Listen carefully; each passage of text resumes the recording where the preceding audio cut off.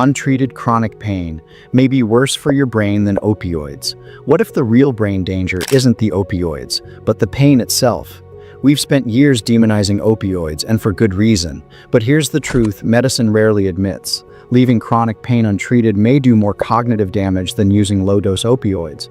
Chronic pain doesn't just hurt, it erodes your brain, hijacks your hormones, inflames your neurons, and accelerates cognitive decline. So the question isn't just, should we avoid opioids? It's, what does doing nothing do to the brain? Unmanaged chronic pain acts like a chronic disease of the brain. It repeatedly triggers the stress response, overactivating the hypothalamic pituitary adrenal HPA axis.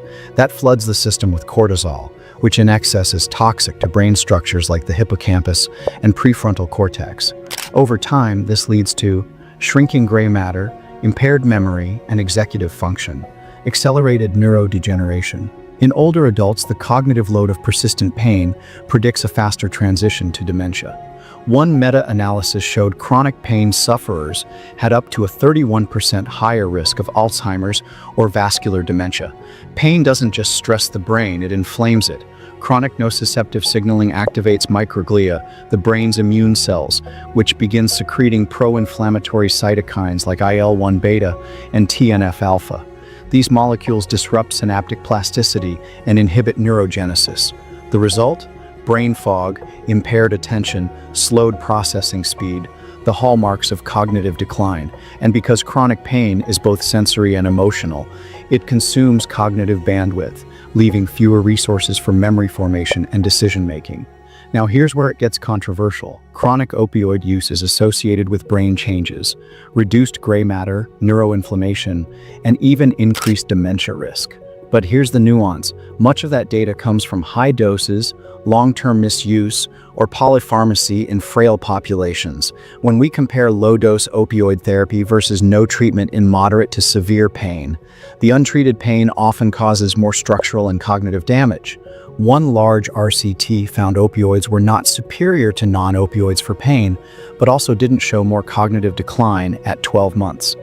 So while opioids aren't benign, neither is letting pain run wild. Let me tell you about Jane, a 66-year-old with systemic arthritis. She resisted opioids due to fear of addiction, but after years of unmanaged pain, she began experiencing short-term memory lapses, difficulty concentrating, and unstable gait. Neuroimaging revealed hippocampal atrophy. Her cortisol levels were chronically elevated.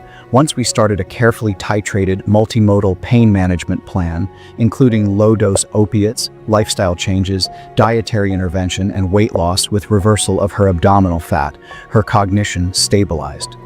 Pain is not just a symptom, it's a neurotoxic insult.